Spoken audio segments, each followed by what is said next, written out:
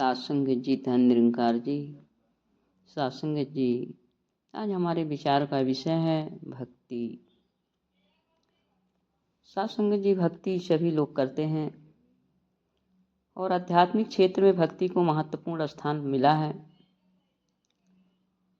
और ऐसा देखा भी जा रहा है कि भक्ति के द्वारा मनुष्य मोक्ष को प्राप्त कर सकता है और अपना जीवन सफल बना सकता है। भक्ति को ही मुक्ति का सर्वश्रेष्ठ साधन मानते हुए मनुष्यों ने अलग अलग ढंग से भक्ति किया है और आज भी कर रहे हैं। सात्संग जी, कोई जो है व्रत उपवास करके भक्ति करता है, कभी जो है मंदिरों मठों में जा कर के फूल फल और जल चढ़ाकर भक्ति करता है, कोई ग्रंथों आदि के पठन पाठन से भक्ति करता है, कोई देवताओं की पूजा करके भक्ति करता है, कोई तीर्थ यात्राओं पर जा करके भक्ति करता है, कोई दान आदि करके भक्ति करता है। सत्संग जी, इस तरह से भक्ति करने के अपने अपने अलग अलग तरीके हैं और अलग अलग तरीके से लोग भक्ति कर रहे हैं। सत्संग जी, कुछ लोग तो ऐसे भी हैं जो वृक्षों आदि में जल चढ़ाकर भी भक्ति करते हैं, लेकिन वास्तविकता तो यह है कि जब तक हम सतगुरु गरीब निवाज के शरण में नहीं पहुंचते हैं तब तक हमारी भक्ति शुरू नहीं होती है। और इनके शरण में पहुंचे बिना कोई मनुष्य भक्ति के अर्थ को समझ भी नहीं सकता है और ना ही भक्ति कर सकता है। सतगुरु के शरण में पहुंचे बिना कोई भी कार्य हम करते हैं तो वह कार्य अच्छा भले हो सकता है, लेकिन भक्ति नहीं हो सकती है। सत्संग जी, पवित्र अवतार वाणी में बाबा जी फरमा रहे हैं, भक्ति लोग अभी ना समझें, प्रभु को पाना भक्ति है और छोड़ के सारे रगड़े जगड़े गुरु रिझाना भक्ति है। यानी प्रभु को पाना भक्ति है, इस परमात्मा को पा जाना भक्ति है। सत्संग जी, और परमात्मा को प्रसन्न कर लेना भक्ति है। तो विचारणीय विषय यह है कि हम परमात्मा को कैसे पाएंगे, हम परमात्मा को कैसे रिझाएंगे। सत्संग जी, परमात्मा को पाने के लिए हमें समय के सदगुरु की शरण में आना पड़ता है और तब हमें वो ब्रह्मज्ञान के द्वारा इस परमपिता परमात्मा को दिखा देते हैं। जब हम परमपिता परमात्मा को जान जाते हैं तो उनके कुछ दिशा निर्देश होते हैं, उनके कुछ आदेश होते हैं। जब हम उस आदेशों का पालन करने लगते हैं तो फिर परमात्मा हमारे ऊपर रीझ जाते हैं, प्रसन्न हो जाते हैं और हमारी भक्ति शुरू हो जाती है।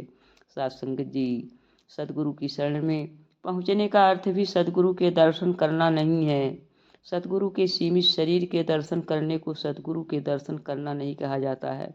सत्संग जी, सदगुरु से प्रभु परमात्मा का ज्ञान समझ करके प्रभु परमात्मा के विशाल रूप को साक्षात देखना, इस विशाल रूप में रहना, इसमें खाना, इसमें पीना, इसमें जीवन व्यतीत करने को ही सदगुरु के शरण में पहुंचना कहते हैं।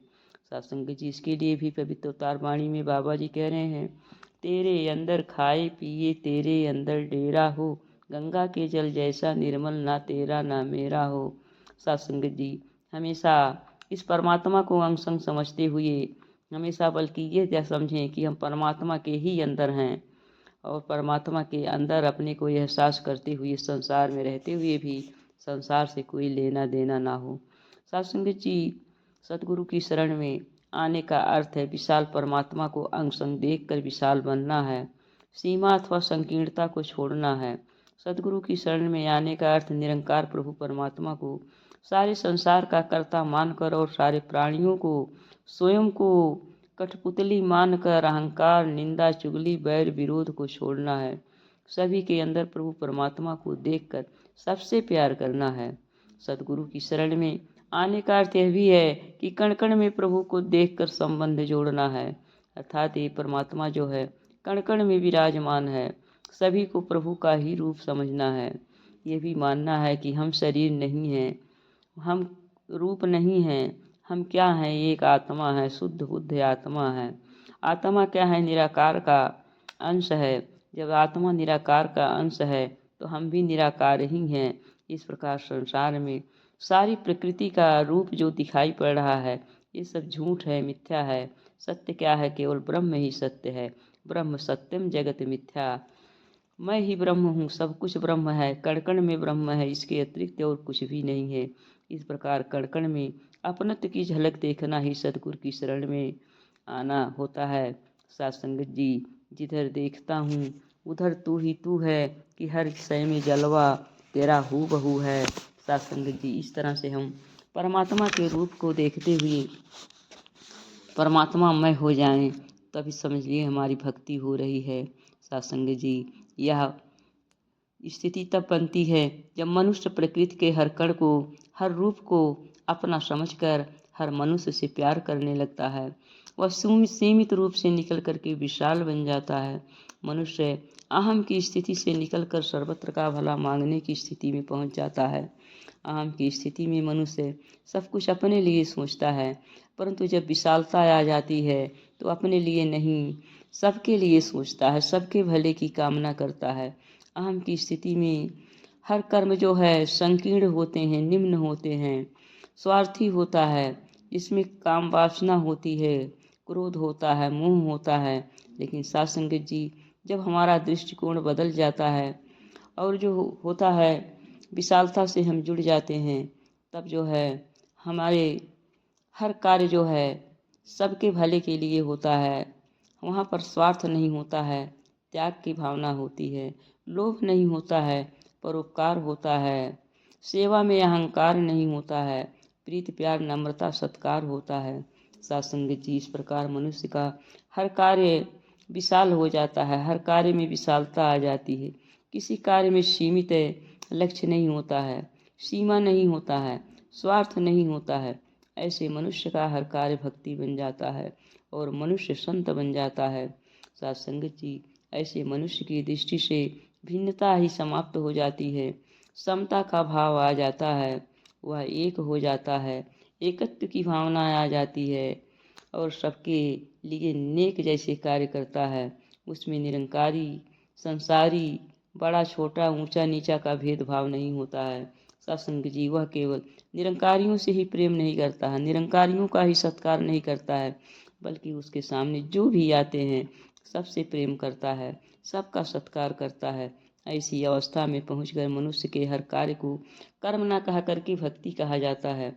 अगर ऐसी स्थिति है तो गरीबों की सहायता करना, मरीजों की सेवा करना, जिसमें अपना कोई स्वार्थ नहीं है, तो वह भक्ति है।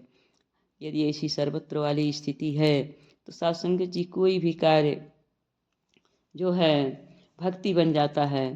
साथ संगत जी, जैसे उदाहरण के लिए एक बच्चा कीचड़ में गिर गया हो, उसकी माता उसे देखती है तो वह जो है कीचड़ का परवाह ना किए हुए बच्चे को गले से लगा लेती है और चूमने लगती है। साथ संगत जी, यह कार्य निसंदेह ही सर्वश्रेष्ठ है, लेकिन जो है ये भक्ति नहीं है, क्योंकि उस माता का बच्चे के प्रति स्वार्थ है, बच्चे के प्रति मोह है। यह कार्य श्रेष्ठ कर्म अवश्य है, भक्ति नहीं हो सकता है। हाँ, इसी तरह से अगर दूसरे का बच्चा कीचड़ में गिरा हुआ हो, कोई दूसरी माँ जो है उसे आकर के कीचड़ से उठा ले, उससे प्यार करने लगे, उसे गले से लगा ले, तो साथ संगत जी, यह कर्म जो है सदगुरु की निगाह में बहुत ऊंचा कर्म होता है और ऐसा कार्य भक्ति बन जाता है। साथ संगत जी, और ऐसा जो है सतगुरु के शरण में आने से ही हो सकता है, सभी लोग ऐसा कर नहीं सकते हैं। कार्य वही है, केवल दृष्टिकोण बदल गया है। साथ संगत जी, सतगुरु की विशालता की निगाह से जो कर्म किया जाता है वह भक्ति होता है। भक्ति मनुष्य को मुक्ति प्रदान करती है और कर्म कितने ही श्रेष्ठ हों, मनुष्य को बांधते हैं। साथ संगत जी, कई बार मनुष्य जो है सतगुरु की सेवा करना, साथ संगत की सेवा करना, अपने गुरु भाइयों की सेवा करने को भक्ति मानते हैं, परंतु और किसी की सेवा करने को भक्ति नहीं मानते हैं।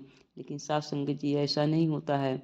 भगत जो होते हैं, चाहे जो आ जाए सबकी सेवा करते हैं, वो सीमा में नहीं बंधे होते हैं, उनकी विचारधाराएं संकीर्ण नहीं होती है। साथ संगत जी, इस तरह का भाव जहाँ पर होता है वो भक्ति हो जाती है। सतगुरु और साथ संगत सीमित रूप नहीं है, सारा संसार सतगुरु का रूप मान करके जो कण कण में सतगुरु का रूप देखकर कर्म करते हैं, वही भक्ति है। साथ संगत जी, भक्त कुछ नहीं बनता है, निरंकार प्रभु और सदगुरु को कर्ता समझते हुए अपने आप को कठपुतली समझते हुए हर कार्य करता है। भक्ति के क्षेत्र में कोई कार्य बड़ा नहीं होता है, कोई कार्य छोटा नहीं होता है, कोई कार्य निम्न नहीं होता है। भक्ति के क्षेत्र में न विजय होती है, न पराजय होती है, न सफलता होती है, न असफलता होती है, न यश होता है, न अपजश होता है। यहाँ पर कोई स्वार्थ नहीं होता है और न किसी फल की प्रतीक्षा होती है।